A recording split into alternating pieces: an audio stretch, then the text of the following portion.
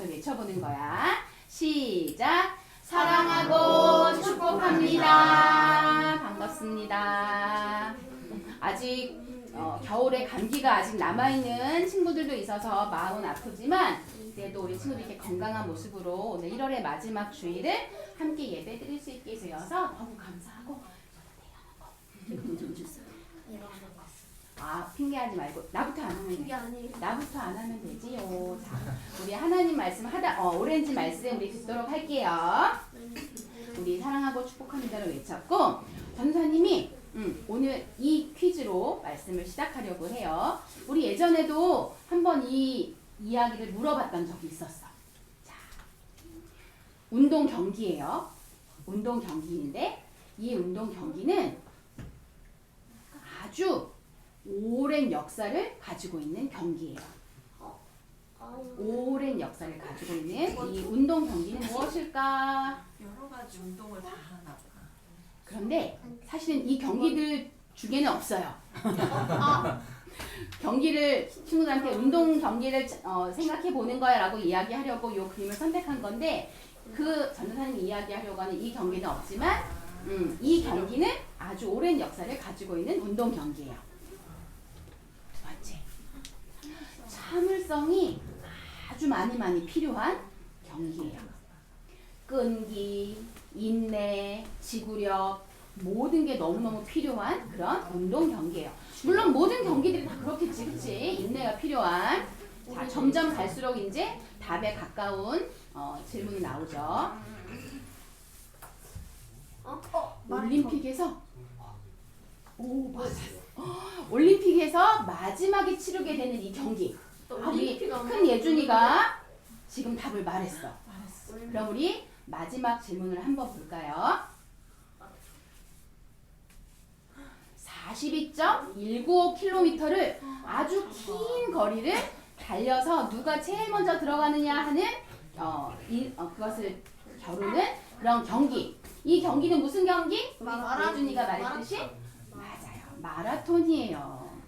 우리 혹시 교회 올 때 마라톤 대회가 있어서 진짜 힘들었어요. 교회 오는 걸음이 이렇게 힘든 줄 몰랐어요. 혹은 오다가 돌아가신 적은 없으신지요?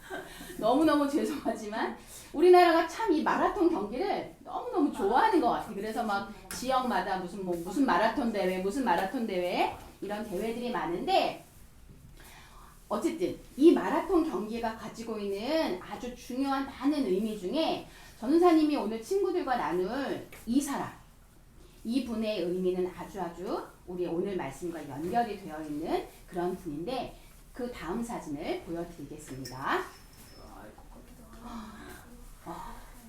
이 분은요 지금 사실 시상대 제일 위에 올라가 있어. 그럼 뭘 딴 거야? 우승. 그럼 올림픽에서 무슨 메달? 금메달. 금메달이면 최고지. 근데 지금 최고의 금메달을 딴 얼굴인가요? 어떤 것 같아요? 지금 얼굴을 관찰해 보니까 어떤 얼굴인 것 같아? 고개는 막 너무 금메달 땄어. 그럼 막 기뻐갖고 막 쳐다봐야 할 텐데 고개는 푹 숙이고 있고 또 눈도 아마 이렇게 감고 있는 것 같아. 그리고 이 사람은 어느 나라 사람일까? 아무리 봐도 잘 모르겠어. 그치? 이 사람이 어느 나라를 대표해서 뛰었는지 알 수 없을 만큼 이 사람의 그 나라가 보이지 않아. 뭐로 가려진 것 같아 지금. 아주 우울하고 암울하고 신통한 이 1등 시상식에 오른 이 사람의 이야기를 짧은 영상으로 우리 친구들과 함께 볼 건데 목사님께서 틀어주실 거예요. 이 분이 누구신지 그리고 이 이야기가 우리 오늘 말씀과 어떤 연관이 있는지 우리 함께 보도록 하겠습니다. 마라톤 할아버지 손기정. 옛날 우리나라가 일본에게 나라를 빼앗겼던 시절 독일 베를린에서 올림픽이 열렸습니다. 손기정 선수도 이 대회에 참가했지요. 손기정 선수는 힘찬 발걸음으로 달리고 또 달렸습니다. 한참을 달리던 손기정 선수 너무 숨이 차고 힘이 들어 달리기를 멈추고 싶었습니다. 그때 머릿속에는 일본에게 나라를 빼앗기고 슬픔에 젖어 있는 우리나라 사람들의 모습이 떠올랐어요. 안 돼. 내가 여기서 멈출 수는 없어. 끝까지 달려서 우리나라 사람들에게 기쁨을 줘야지. 송기정 선수는 온 힘을 다해 계속 뛰었습니다. 언덕을 지나 끝없이 달리던 송기정 선수가 뒤를 돌아다보았습니다. 뒤에도 우리나라 선수가 보였습니다. 송기정 선수는 손을 번쩍 들어 함께 대한민국 만세! 를 외치고 앞으로 쭉쭉 달려갑니다. 그러자 우리나라 사람들이 바로 곁에서 힘차게 응원해 주는 것 같았습니다. 그래, 더욱 힘내자. 끝까지 뛸 수 있어. 송기정 선수의 발걸음이 더욱 빨라집니다. 얼마 후 커다란 운동장이 보이기 시작했습니다. 이제 다 왔다. 그때 다른 나라 선수가 송기정 선수를 바짝 따라옵니다. 송기정 선수는 죽을 힘을 다하여 힘차게 달려나갑니다. 드디어 송기정 선수가 큰 운동장 안으로 들어왔습니다. 수많은 관중들이 벌떡 일어나 함성을 지르며 환호했습니다. 송기정 선수가 우승을 한 것입니다. 땀에 흠뻑 젖은 송기정 선수는 너무나 감격스러워 운동장을 붕 돌며 관중들에게 손을 흔들어 인사합니다. 멀리 우리나라에서는 사람들이 거리로 나와 라디오 방송을 듣고 있었습니다. 송기정 선수 오리! 라디오를 듣던 우리나라 사람들은 서로 부둥켜 안으며 기쁨의 눈물을 흘렸습니다. 잠시 후 시상대 위에 올라간 송기정 선수가 갑자기 고개를 떨구었습니다. 국기 대항대에는 태극기 대신 일본 국기가 올라가고 일본 국가가 운동장에 울려 퍼지고 있었기 때문입니다. 나는 조선 사람인데, 조선 국민인데, 일본 사람이 아닌데, 우리나라는 어디에 있단 말인가? 송기정 선수가 고개를 숙인 채 마음속으로 외쳐봅니다. 그 후 세월이 지나 일본에 빼앗긴 우리나라를 되찾았습니다. 그리고 얼마 후 우리나라 서울에서도 올림픽을 열게 되었지요. 송기정 선수는 이제 할아버지가 되었답니다. 그렇지만 사람들은 송기정 할아버지에게 개막식에서 사과를 들고 뛰라고 초대했습니다.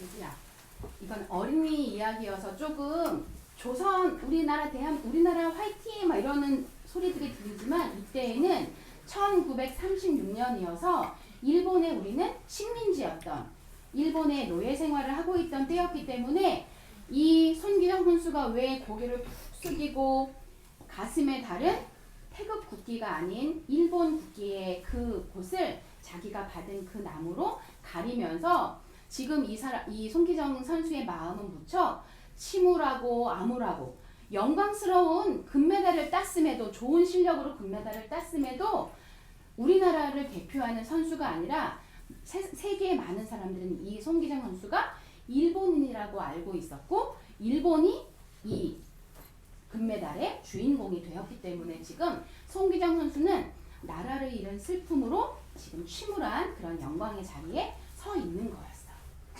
손기정 선수가 뒤에 이야기에 우리나라 다시 해방이 되어 우리나라의 자유가 주어져서 그때 성화 봉성 주자로 했을 때 회복된 영광이었지만 어쨌든 손기정 선수가 금메달을 땄을 때는 아주 부끄럽고 고통스러운 그런 영광의 자리에 있었다는 걸 우리가 기억했으면 좋겠어요.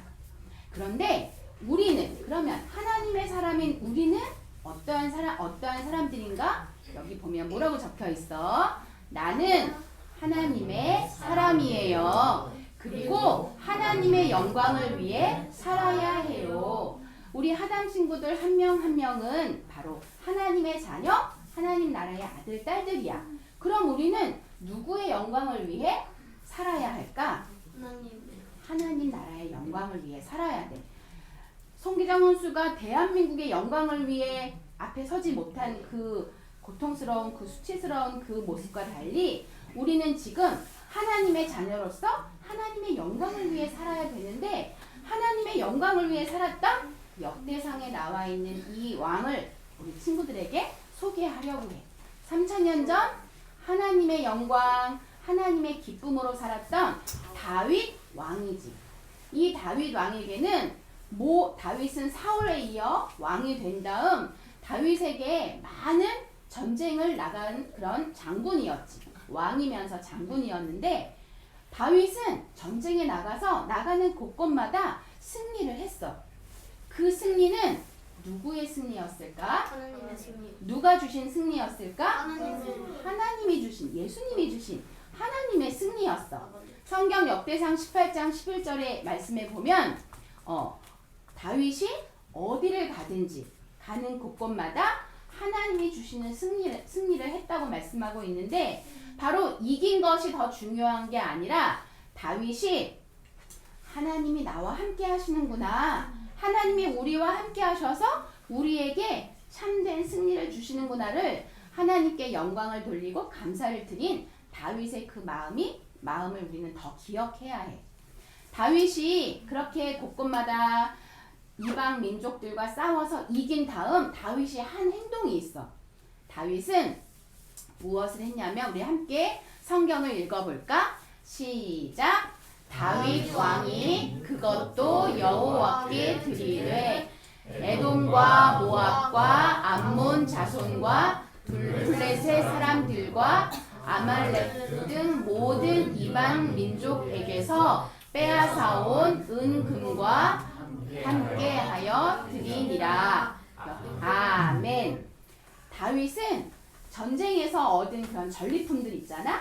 그런 전리품들을 이건 내가 나가서 싸운 싸움이니 우리 백성에게 그리고 나에게 이 모든 전리품들은 내가 가져야지라는 그런 마음이 아니라 하나님이 우리에게 주신 승리에 감사드려요 하면서 하나님께 모든 전리품과 모든 승리의 영광과 모든 승리의 기쁨을 예배로 하나님께 올려드렸어요.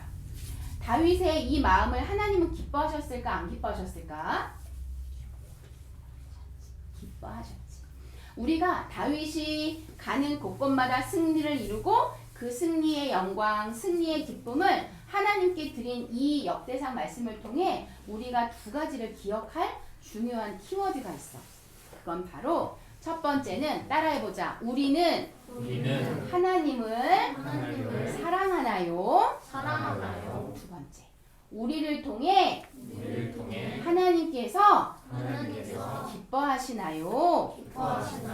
우리가 하는 공부, 우리가 함께 지내는 가족, 또 함께하는 친구들, 우리의 일상 속에 일어나는 모든 순간순간마다 우리가 기억해야 될 두 가지. 나는 하나님을 사랑하는 걸로 이 공부를 하고 있나? 이 공부를 통해 하나님이 기뻐하시는가? 이 두 가지는 우리 인생에, 우리 삶에 잊지 않고 기억해야 될 아주 중요한 질문으로 우리 친구들이 기억했으면 좋겠어요.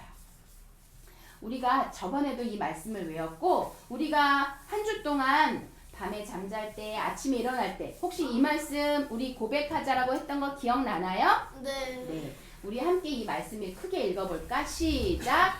나의 힘이 되신 여호와여 내가 주를 사랑하나이다. 아멘. 우리가 하나님을 향해 사랑을 고백하고 그 하나님께 받은 그 사랑으로 이웃과 가족과 다른 사람들을 사랑하는 걸 그것을 하나님이 기뻐하시는 하나님이 기쁘게 받으시는 영광이라고 말씀하고 있어요. 우리가 우리의 삶에 이번 한 주도 돌아오는 한 주 동안도 다윗이 모든 전쟁에 나가 승리하며 그 승리의 영광, 승리의 기쁨을 하나님께 올려드렸던 것처럼 따라해보자. 하나님의 사랑. 하나님의 사랑. 미안.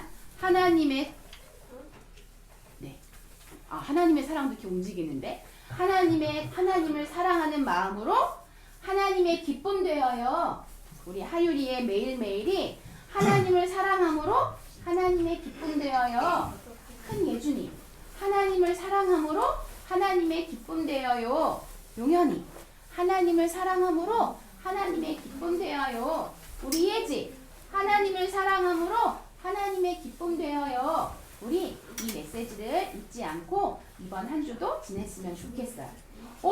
전도사님, 그러면 아까 우리 보았던 송기정 선수가 1936년 일제 식민지에 있을 때는 부끄러운 금메달이었고 너무너무 고통스러운 그 영광의 자리였지만 1988년 서울올림픽 때 성화 봉성주자로 76세가 된 그 할아버지가 뛸 때, 얘들아 1936년에 뛸 때 뛴 다음 금메달 자리에 올랐을 때가 더 영광스럽고 기뻤을까? 76세가 되어 할아버지가 되었지만 대한민국의 할아버지로 손기정 선수로 알려질 때가 더 영광스러웠을까? 할아버지가 그치. 할아버지가 되어 성화 봉성주자로 대한민국 사람 앞에서 그 성화 봉성을 하면서 그 자유와 대한민국을 알린 그 할아버지가 된 가운데 있는 그 영광이 더 큰 기쁨이었을 거야. 우리에게 하나님의 사람, 하율, 예지, 수아, 예준, 효진, 예성, 용현이의 매일매일이 따라해보자. 하나님의 기쁨, 하나님의 기쁨, 하나님의 사랑, 하나님의 사랑, 하나님의 사랑을 받아 하나님의 기쁨 되어 하나님께 영광 돌리는 그런 매일매일이 되기를 축복합니다. 우리 함께 이 기도문으로 기도드리며 우리 예배를 말씀을 마칠게요. 시작. 오늘 주신 하나님의 말씀 감사합니다.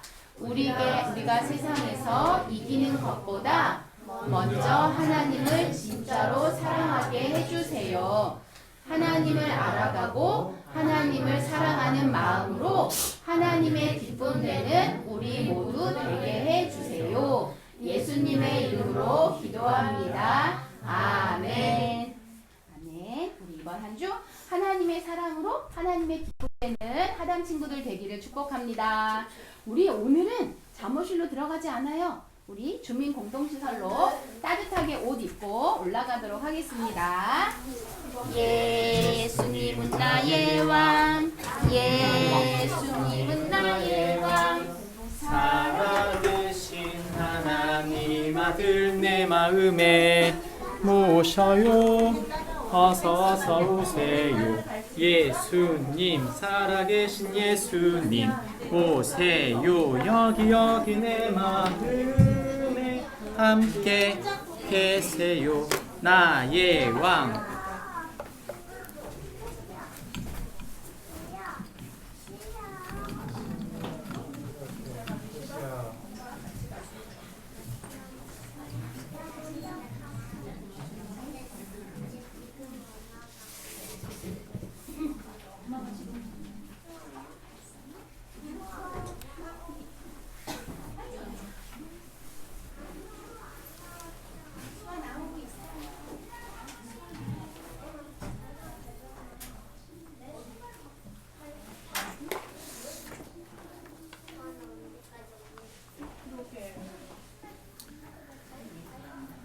우리의 삶엔 마치 마라톤처럼 힘들고 어렵게 느껴지는 순간들이 있습니다. 혼자 달리는 것 같고, 그리고 이 외로운 싸움을 내가 끝까지 살아올 수 있을까 두려운 마음도 있고, 우리 주변이나 상황에 삶이 녹록치 않은 것을 볼 때 참 무겁기 그지없습니다. 저는 나이가 들고 나서 인생은 참 아름답고 좋은 것이다 이런 것보다는 인생은 참 수고로운 거다 이런 생각이 들어요. 아이들을 양육하는 것도 그렇고, 그리고 우리가 일상을 사는 동안 여러 가지 맡은 일들과 사람들과 부대끼는 모든 일들이 수고롭다 그런 생각이 듭니다. 중요한 것은 그 수고가 무엇을 위하는가 하는 것이죠. 우리가 했던 모든 수고, 그것은 마지막 날에 평가받게 될 것입니다.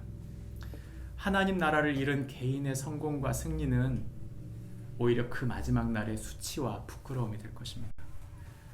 나는 성공했어요. 나는 그리스도인으로 성공은 했는데 하나님을 사랑하거나 또 하나님 나라를 위해 사용된 것은 없다. 그렇다면 과연 그 인생이 마지막 하나님 나라 들어가서 네가 정말 성공한 삶을 살았으니 잘했다. 그럴까요? 저는 그렇다고 생각하진 않아요.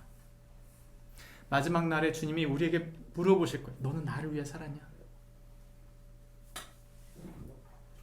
너는 나를 사랑하고 다른 사람을 사랑하며 살았냐? 그때 우리가 저희가 성공도 했고 많은 것을 이뤘지만 주님을 위해 또 주께서 맡겨주신 사람들을 위해 살지는 못했습니다 라고 우리가 만약 그렇게 얘기한다면 저는 그날이 우리에게 수치의 날이 되지 않을까 하는 생각을 하는 것입니다. 마치 송기정 선수가 모든 것을 이뤘지만 정작 나라를 잃은 그의 마음이 암담하고 침울했던 것처럼 천국에 갔을 때 정말 하나님과 하나님 주신 사람들을 꽃피우지 못한 채 자기 성공을 위해 살았던 사람들이 후회하지 않을까 하는 생각을 하게 되는 것이죠. 어떻게 하면 우리가 우리의 성공과 우리의 승리, 우리가 사람들을 꽃피우고 사람들을 세워간 그 모든 것들이 마지막에 후회 없게 할 수 있을까요? 저는 그것을 역대상 18장 6절부터 8절, 11절 말씀에서 찾을 수 있다고 믿습니다. 우리 같이 이 말씀을 나누어서 읽겠습니다. 다윗이 다메섹 아람의 수비대를 두매 아람 사람이 다윗의 종이 되어 조공을 바치니라. 다윗이 어디로 가든지 여호와께서 이기게 하시니라.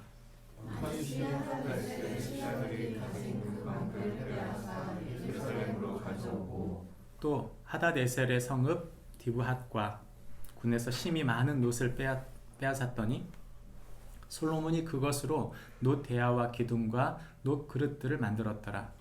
다윗이 또 여호와께 드리되 에돔과 모압과 암몬 자손과 블레셋 사람들과 나를 등 모든 이방 민족에게서 빼앗아온 은과 함께하여 드리니라. 아멘. 우리가 읽은 성경 말씀을 한마디로 조리면 이렇게 할 수 있습니다. 같이 읽어볼까요? 시작. 성도는 하나님 나라를 위함으로 하나님의 승리를 함께 누리는 자이다. 성도는 하나님 나라를 위함으로 하나님의 승리를 함께 누리는 자이다. 성경은 이렇게 말해주고 있는 것이죠. 다윗은 연정연승을 했습니다. 나가 싸우면 이긴 것이죠. 그런데 사실 우리는 이긴다는 말에는 되게 귀가 솔깃한데 사실 중요한 건 성경이 뭐라고 말하냐면 하나님의 동행이다. 그가 이기게 된 것은 하나님의 계획이었다. 우리가 뭔가를 누리게 된 것은 하나님의 선물이었다. 우리가 재능이 있는 것은 하나님의 선물이었다. 우리에게 좋은 기회가 있었던 것은 하나님의 선물이었다. 하나님의 동행하심이었다. 다윗은 특별히 역대상 18장, 19장, 20장에 가보면 다윗의 이야기가 그렇게 전개되고 있는데 전부 승전하는 이야기예요. 그러니까 그냥 다윗이 이겼구나 하면 끝날 문제가 아닌 이유가 살펴보면 그 본문 속에 하나님 나라의 승리가 무엇인지를 더 정확하게 그 성경은 우리에게 말해주고 있는 것이죠. 우리는 전장인 우리 지지난주에 했었던 이야기를 보면 다윗이 예배자였다는 것을 우리는 알았어요. 역대상 전체는 예배를 얘기하고 있어요. 예배한다는 얘기는 단순히 열심히 살았다는 얘기를 말하는 게 아니고요. 삶으로 예배를 드렸다는 얘기는 단순히 열심히 살았다는 얘기가 아니라 우리 일상의 삶 속에 하나님 나라의 영광과 그분을 위한 헌신과 섬김이 있느냐? 다윗은 그것이 있었다는 것이죠. 그래서 다윗의 승리를 얘기할 때 다윗의 승리가 특별한 이유가 있었어요. 또한 다윗이 보냈던 그 군대들조차도 그들이 특별한 연합을 이루고 있었다. 일반적인 사람들의 연합이 아니었다는 거예요. 마지막 세 번째는 그의 승리에는 다윗이 완벽한 사람은 아니었다.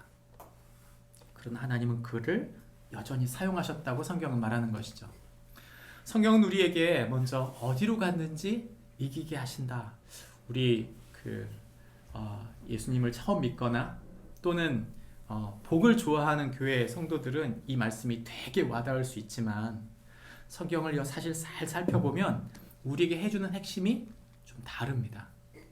다윗이 어디로 가든지 이겼다는 말은 우리를 설레게 하지만 사실 그 목적은 오직 하나님을 위한 것, 하나님을 위한 승리였다라고 성경은 말하고 있는 것이죠. 오늘 우리가 보는 성경에 보시면 6절과 그리고 10절에서도 다윗이 이기었다 이렇게 나와요. 똑같은 표현을 두 번 씁니다. 여호와께서 그를 이기게 하셨다. 근데 중요한 건 뭐냐면 내가 이겼다는 게 중요한 게 아니에요. 그 성경의 전후 웬막을 살펴보면 7절과 10절에서 이렇게 말합니다. 솔로몬이 다윗이 이기고 금방패를 빼앗아 가지고 와서 예루살렘에 가져왔고, 그리고 솔로몬은 8절에 보면 놋대야와 기둥과 놋그릇들을 만들었다. 다시 말하면 다윗이 빼앗아온 그 전리품으로 그 성전에 있는 기구들을 만들었다고 성경은 기록하고 있는 거죠. 그러니 우리가 세상에서 많이 돈 벌어서 우리 교회를 많이 잘 채우면 되겠습니까? 그렇게 하십시다. 그거 아니에요. 성전의 뜻은 건물을 말하는 게 아니고 하나님 나라의 영광, 하나님께서 받으실 하나님의 영광에 대한 이야기를 하고 있는 것입니다. 그래서 다윗이 그것을 여호와께 드렸다는 것을 11절에서 두 번 표현합니다. 여러분, 다윗이 자기를 위한 영광이었고 자신을 위한 승리였다면 자기가 가지면 돼요. 국고에 그냥 넣거나 그냥 자기가 가졌다 하면 끝나는 거잖아요. 그런데 그렇지 않고 그걸 여호와께 드렸다라고 표현합니다. 왜요? 다윗은 자신이 예배자임을 상기하고 있는 거예요. 자신이 예배자라는 것을. 우리가 하나님의 아들 딸로 사는 동안, 하나님이 우리를 기뻐하시는 게 어떤 게 있을까요? 저와 여러분이 하나님 앞에 머무르는 것, 그 시간 속에 하나님은 기뻐하신다고 믿습니다. 살펴보면 다윗의 승리는 우연이거나 다윗의 욕망 자체가 아니에요. 그것은 하나님을 왕으로 섬기며 하나님을 예배했던 하나님과의 관계와 연이어져 있습니다. 제가 최근에 우리 아이 중에 하나한테 편지를 받았는데 한 3개월 지난 편지였어요. 그 편지였는데 이 아이 편지를 읽는 동안 되게 먹먹하더라고요. 3개월 동안 같이, 이 아이가 3개월 전에 그런 일을 겪고 있었구나. 그렇게 힘들고 어려운 과정을 통과하는 동안 그거 내용을 하나하나 쓴 거예요. 제가 그런 생각을 했어요. 참, 우린 잘 모른다. 내가 부모고, 내가 배우자고, 내가 사랑하는 사람인데도 날마다 끌어안아주고 입 맞춰주고 그렇게 사랑하는데도 불구하고 이 아이가 갖고 있는 외로움, 이 아이가 갖고 있는 이 아이의 짐을 내가 다 모른다. 우린 다 알 수 없어요. 우리가 다 알 수 없어요. 다만 이 아이를 향한 하나님의 계획이 이루어질 것을 우리가 믿고 우리가 하나님의 좋은 자녀로 사는 것, 그것이 가장 좋은 방편이라고 믿습니다. 우리가 생각해보면, 우리가 스스로 생각해볼 때 난 아직 성공을 못했는데요, 아직 완전하지 못한데요, 우리 아이들에게 충분히 본이 되지 못하는 것 같고, 뭔가 주고 싶은데 충분히 주지 못한 것 같고, 뭔가 채워지지 않은 것 같은 느낌이 들 수도 있어요. 성경은 우리에게 말합니다. 기다려야 한다. 대기만성이라는 사자성어를 제가 굉장히 좋아하는데, 큰 그릇을 만드는 데는 시간이 오래 걸린다. 우리가 큰 사람, 하나님의 사람이 되는 데는요, 시간이 오래 걸려요.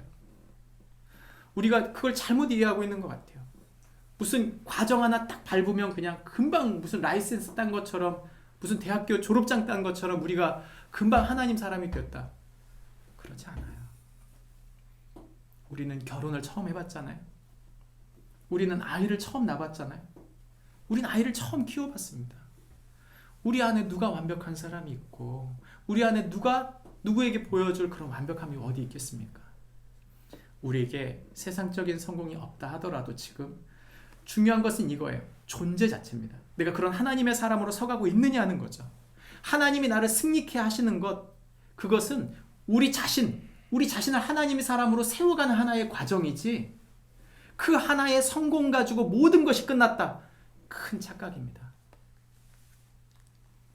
하나님의 관심은 우리 자신이에요.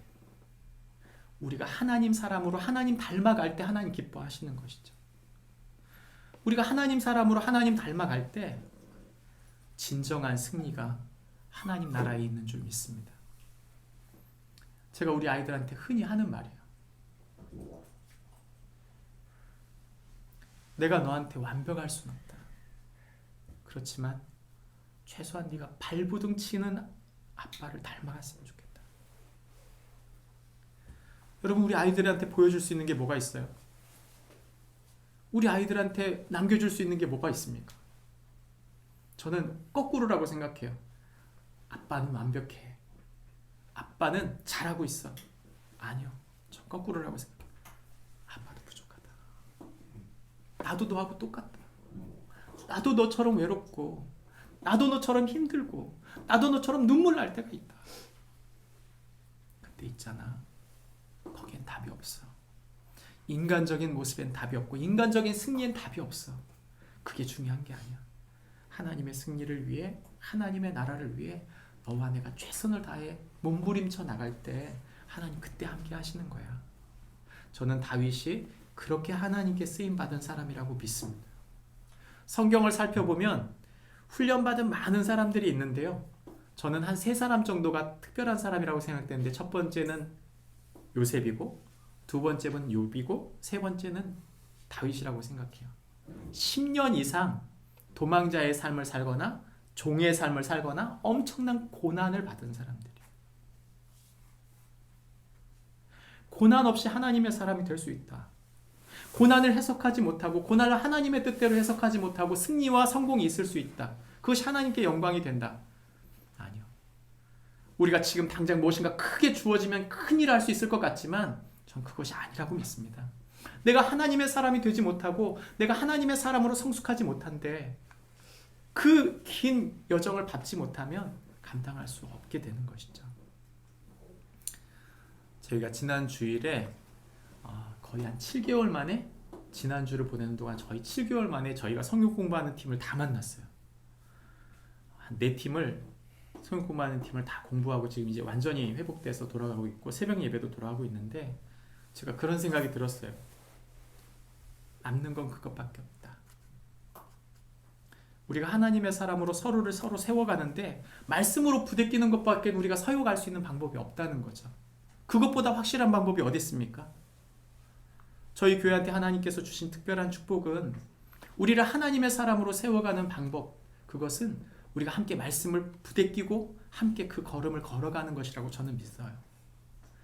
비록 우리가 부족한 사람들이지만 우리가 더 하나님 말씀으로 세워감으로 하나님의 사람 되어져가는 축복이 있기를 바랍니다.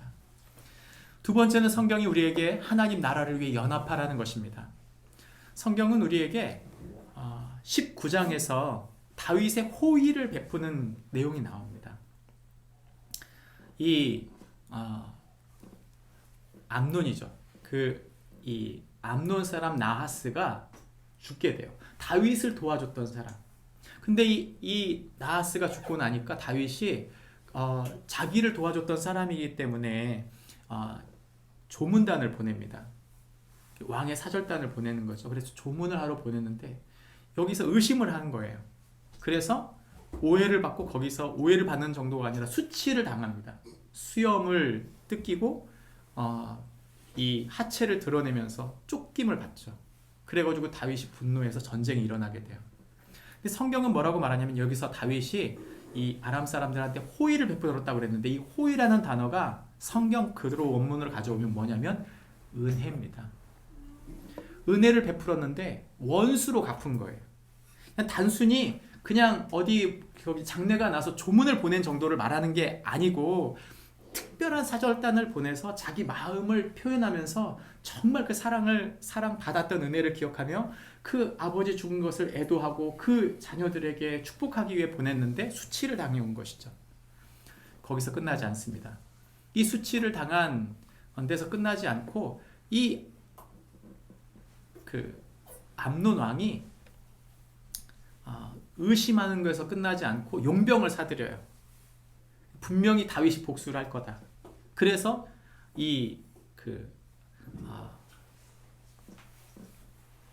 다른 나라와 동맹을 맺어서 다윗과 싸움을 하게 되죠. 결국에는 다윗과 싸워 지게 되죠. 그래가지고 결국 자기하고 동맹 맺었던 나라하고도 원수 관계가 돼요. 무슨 말입니까? 저는 19장을 읽는 동안 정말 이 세상 나라하고 똑같은 체계구나. 세상 사람들 어때요? 마음을 안 주려고 그래요. 마음을 안 주려고 하다 보니까 의심하고 서로 계속 상상을 하죠. 뒷담화하고. 그래서 다른 사람하고 뒷담화하면 나중에 다른 사람 뒷담화한 사람하고 또 싸워요. 나중에 무슨 일이 벌어지고. 세상은 은혜가 없고 서로 갈등이 존재하는, 의심으로부터 시작해서 갈등으로 끝나는 체계입니다.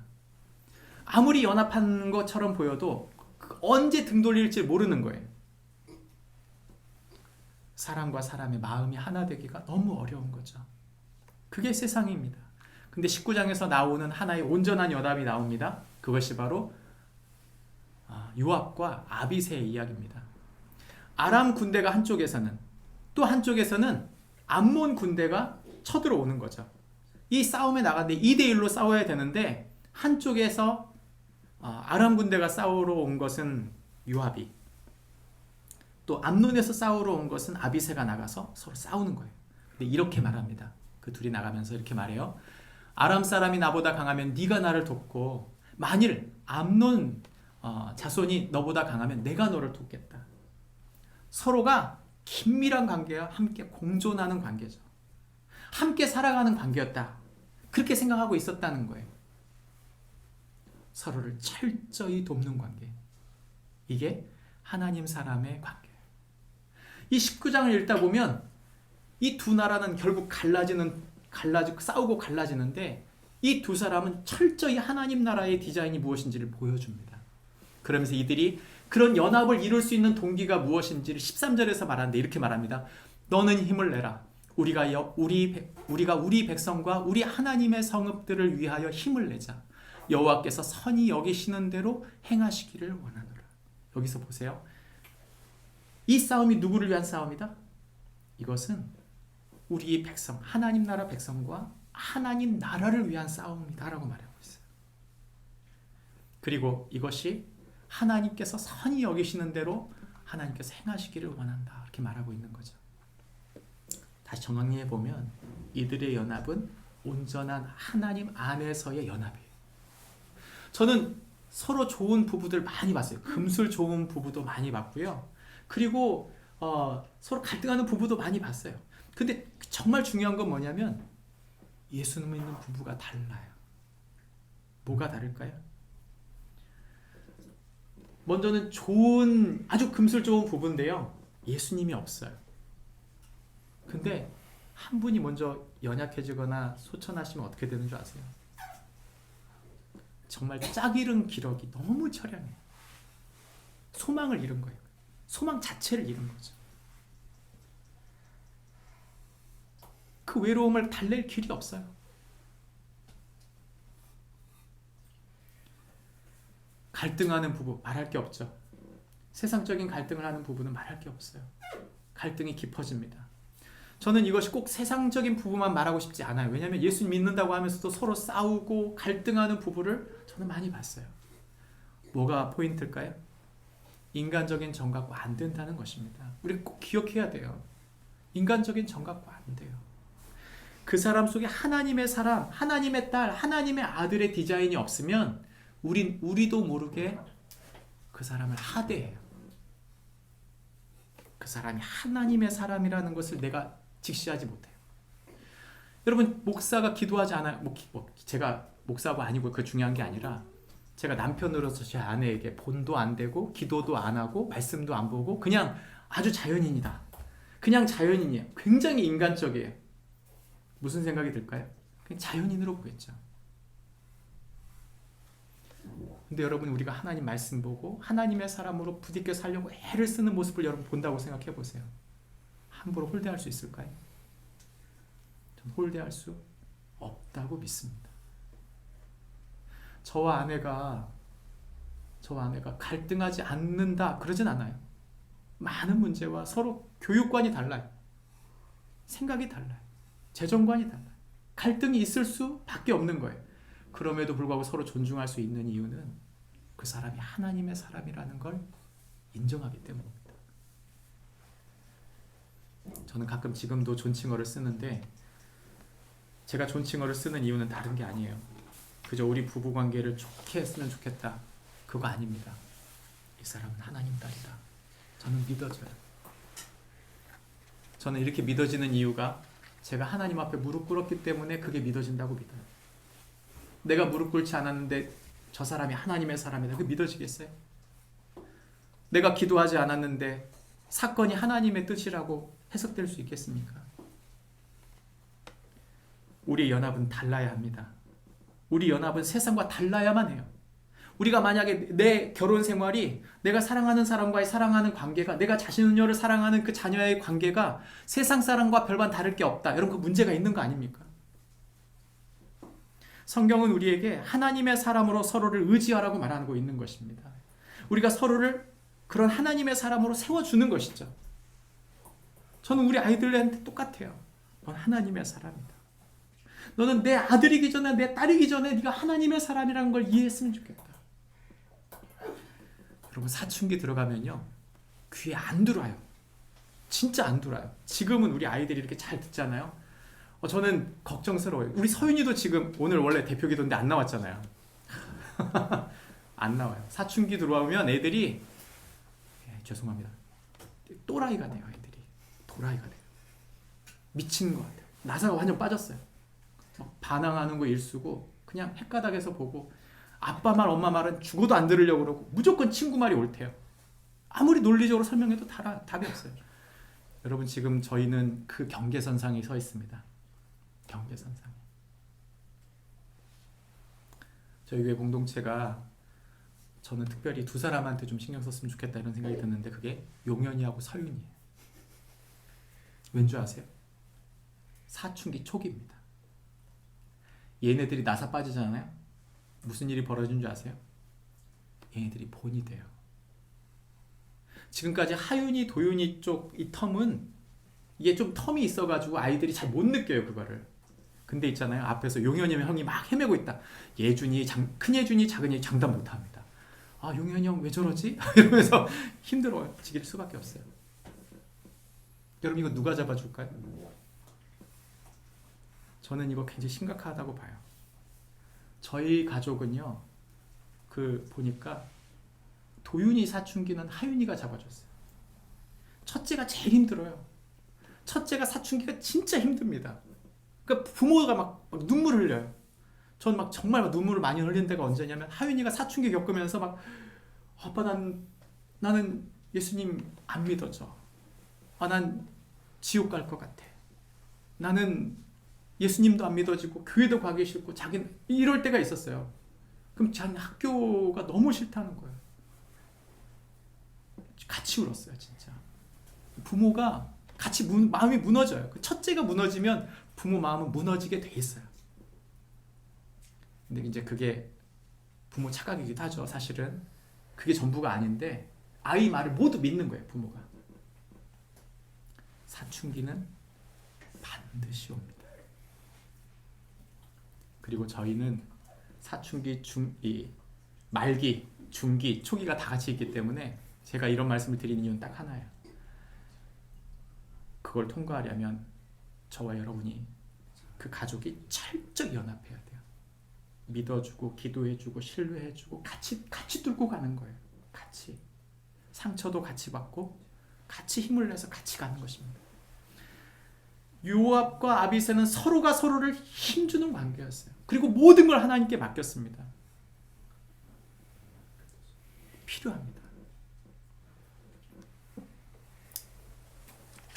저와 여러분이 우리 다음 세대들을 세워가는 동안 철저히 하나님을 의지함으로 서로를 세워가는 축복이 있기를 바랍니다.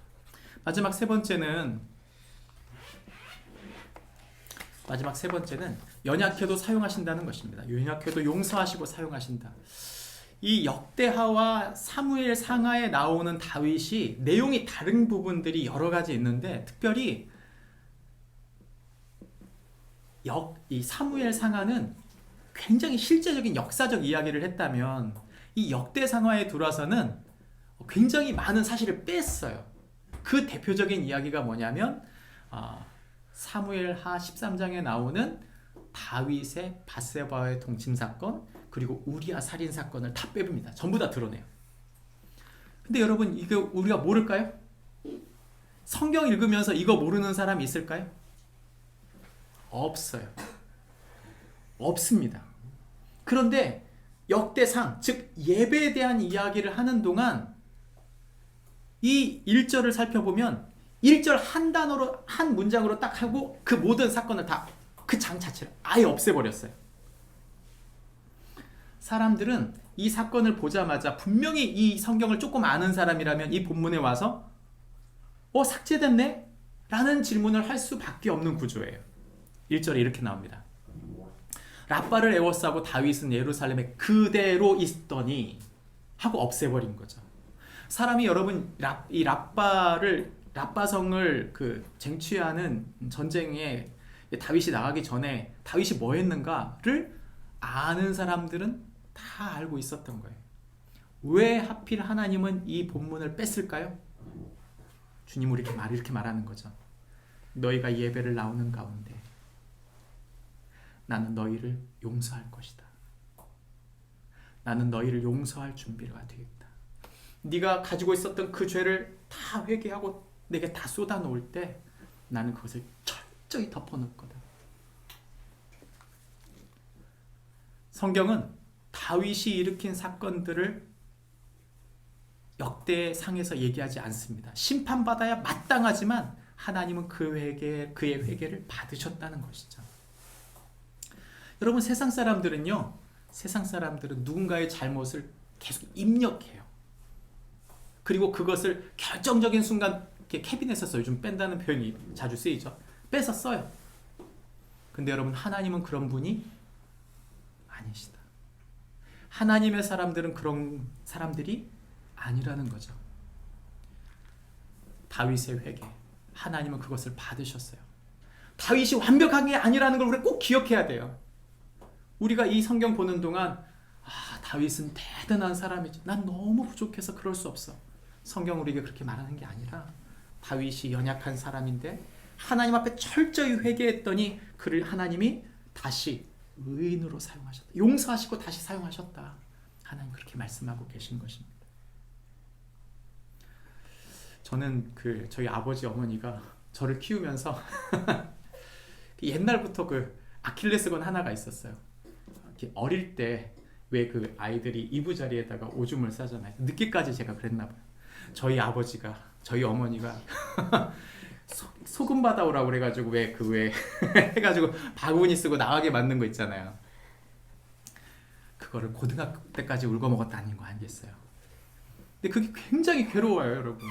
그 말을 들을 때 그냥 어머니 아버지 기쁘고 즐거운 일인데 당하는 본인은 정말 짜증나는 정도가 아니라 막 정말 제발 왜 그러는 거야 도대체 저런 얘기를, 이런 얘기를 하는 거죠.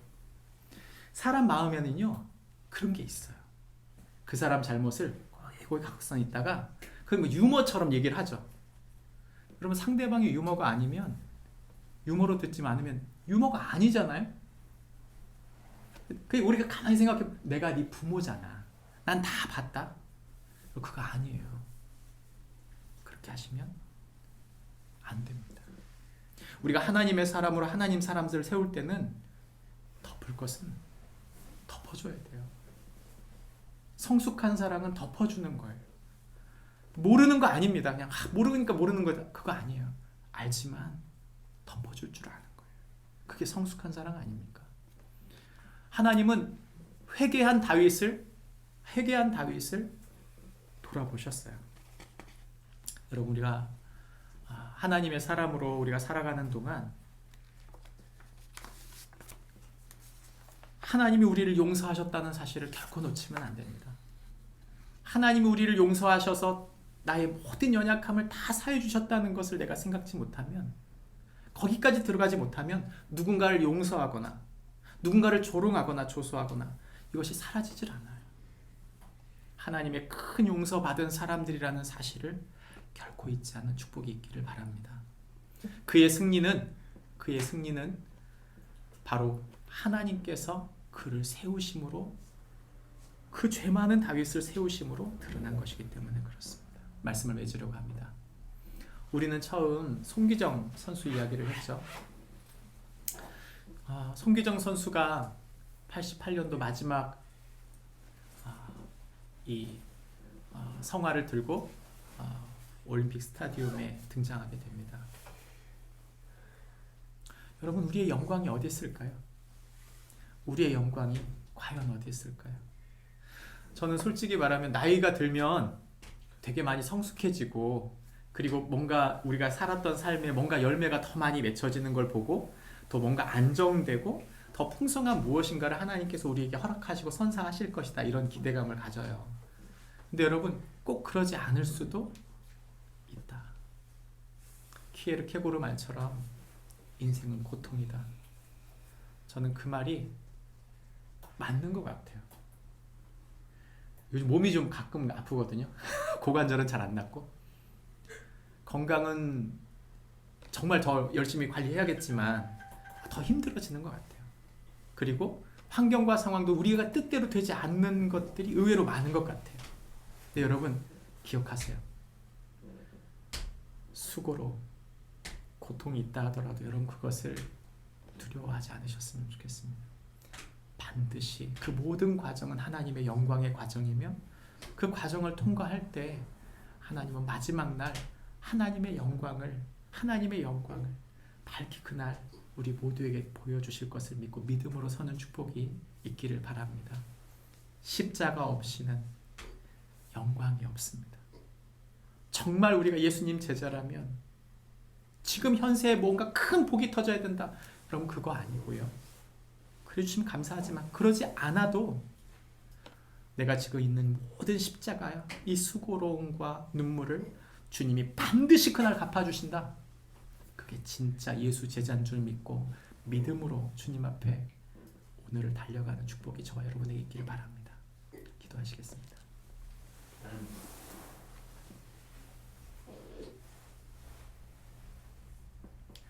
하나님 아버지, 감사합니다. 다윗의 승리를 우리에게 말씀하시는 하나님, 그의 성공과 승리를 보는 것이 우리에게 기대되고 설레는 일이지만, 그가 어떤 삶을 살았는지를 생각해 볼 때 하나님, 우리의 삶을 돌아보지 않을 수 없습니다. 주님, 그는 하나님의 승리를 구했습니다. 그는 하나님 나라의 연합을 세워갔습니다. 그는 하나님께 용서받은 사람으로서 그 자리를 지켰습니다. 하나님 아버지, 우리가 거두는 승리 그 뒤편에 우리 마음 중심에 이 질문이 있게 하여 주옵소서. 나는 하나님 나라의 승리를 구하고 있는가? 나는 하나님 나라의 연합을 이루고 있는가? 나는 용서받은 사람으로 그 자리에 서 있는가? 주님, 우리를 세우시고 인도하시는 주님 앞에 겸손히 이 모든 일들을 감당하는 동안 주님께서 주실 하나님 나라의 영광을 기대하고 오늘을 달려가는 저희 모두 되게 하여 주옵소서.